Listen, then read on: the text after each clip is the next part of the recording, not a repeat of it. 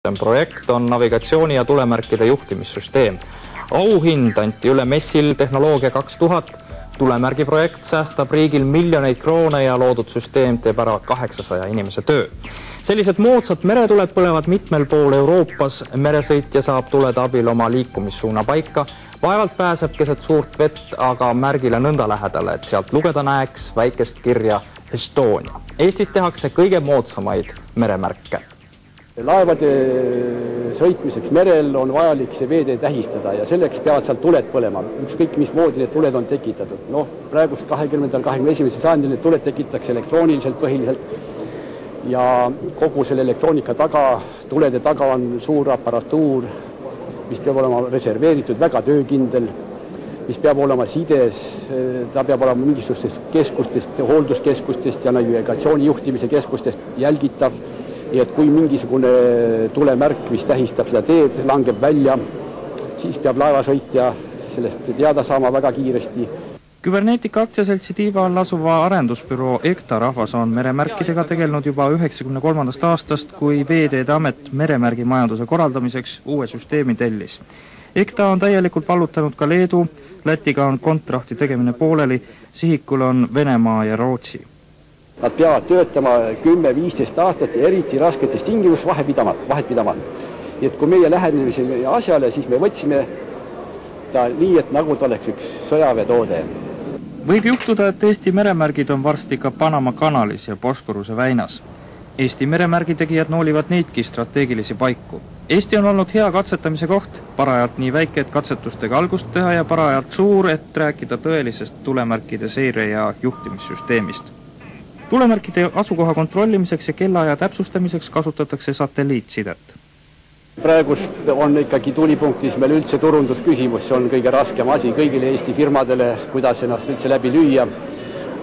Päris nii ei saaks ütelda, et me oleme nad just sihikule võtnud, kuid meie inf levib maailmas, me oleme internetis ja igasugustes nendes eri ajakirjades, eks ole, kus meie kohta teada saadakse.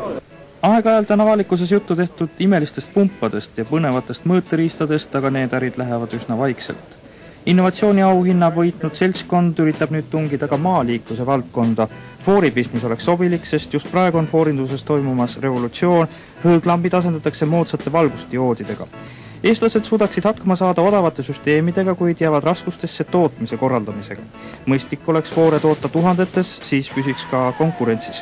Eesti leidurite üldine komistuskivi ongi just turundus. Ideid on, ent neid ei suudeta ärisse kanda. Riik toetab leiutaja tööd senimaani, kuni see äriks saab.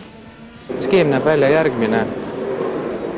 Ütleme, kui sünnib idee ja kuni selle etapini, kui antud projekt on väga lähedal nii-öelda müügile ehk ta kommertsialiseerub, siis trend on see, et mida lähemal ta on müügile, seda vähem riik üritab toetada.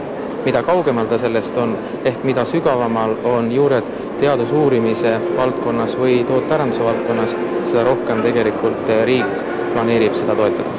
Leiutiste kevadine väljanäitus Tallinna Tehnikaülikoolis on ilmselt esimene selle taoline Eesti ajaloos.